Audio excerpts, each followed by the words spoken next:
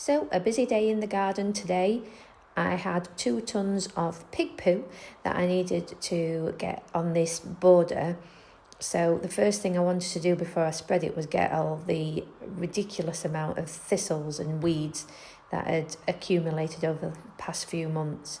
I put some hedging plants in when we first moved here, and this is a big blackthorn hedge that is now more like a tree, so I'm just cutting that back. Stay hydrated. AC/DC on the earphones. So the husband sneaked up on me doing this bit, but this basically had all got overgrown, the edging. So I was just trying to get that re-edged, and I'm going to put some, extend the steel cotton edging along so it's a lot easier for mowing. A little bit of dancing has to keep you going. Probably the worst time of the year to do some edging because the ground was solid. But anyway, it came up, a bit of back-breaking work. Now this bit, when we first moved here and I put the edging in, I created a Mapex path so it was easier to get to trim it. But unfortunately the Mapex was just horrendous, and it wasn't serving any purpose whatsoever other than weeds growing on top of it. I'm just taking out here some of the red hot pokers and then back on to getting the edges straight so I can put some more of the cotton steel edging in when it arrives. There's a few bits that I've got, but I'm waiting for some more to be delivered.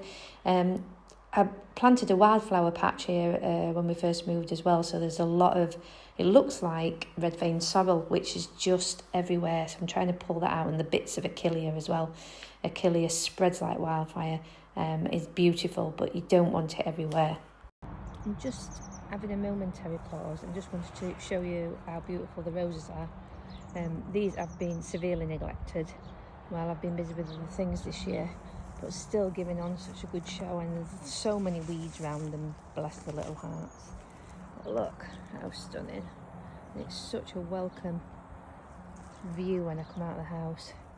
This one's always stunning. Wow, that was a big bee. Jeez Louise, big bee.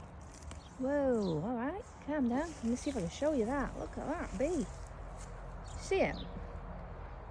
So here we are, back to pig poo shoveling. This is the worst part ever.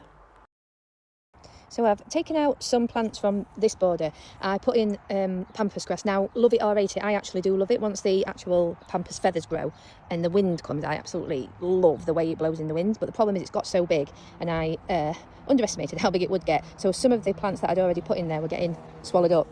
So I've taken out some red hot pokers, and I've got a lovely grass here, but I can't remember its name, but this was down at the back there, so it just got really swallowed up.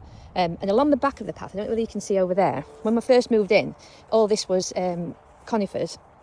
Well, we had 80 foot conifers that we took out, and then I've replaced it with some Virginia red robin and some other edging just to make it look a bit more variegated.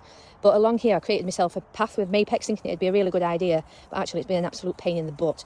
So I've pulled all that up, and I will cut that up into pieces and repurpose it. The problem is with the Mapex, weeds still get through, and because I'm on clay soil, it's not good. You can see down here, and it just compacts it, and like I say, the weeds gets through, so it's just no point. It's an absolute waste of money, and actually I'm a bit against using like plasticky stuff in the garden anyway. So here we are. I've got a lot of the edging done. It's not too wibbly wobbly. There is a peony there that I'd like to get out, but I'm just debating whether I've got the strength to do it. There's another red hot poker at the back there, but I might possibly leave that. I don't know. So we've got all these grass sods to move now. I need to relocate the grass and the red hot pokers, and then obviously the Achillea has just spread, so I'm gonna have to try and pull some of that out because that's just gone absolutely crazy. And then this area here where the olive tree is, I'm going to put some of the pig poo, and along the back as well for some of the hedging plants that I've got. So let me just take you around this border. So this border has come about because I used to grow flowers for a living, which is why you can see the echinacea and the rudbeckia and big eucalyptus tree and the verbena. And what I've done, just very quickly, made almost like country cottage garden. But the only problem with this now is we've still got lots of thistle spikies coming up, so I've got to try and get in here and get these out before I put the pig poo down. This is looking lovely, a little bit overcrowded, a little bit more overcrowded than I anticipated it to be, but we can in the autumn slowly filter this out, which is nice. And I think once it starts, I might move the lupins because I do like them, but then they start to look a little bit bit rubbishy towards the end of the season. So I've got another border that I want to create with the lupins and some wildflowers in. But yeah, it's looking good. Like I say, I've just got to get this poo now over here. I have got irrigation that I used to use on the flower farm, which needs burying a little bit further down. But this has been an absolute godsend if you can afford to get it in the summer. It hardly uses any water as well, rather than using your hose pipe. It's really, really useful. Quite a big investment initially, but well worth it. And like you can see, I mean, look, the chrysanthemums are doing well. Really lovely pops of colour everywhere. So I will report back in once we've moved the poo-poo.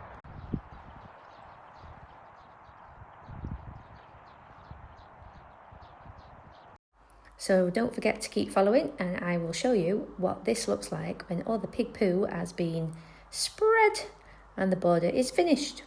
Thanks for watching.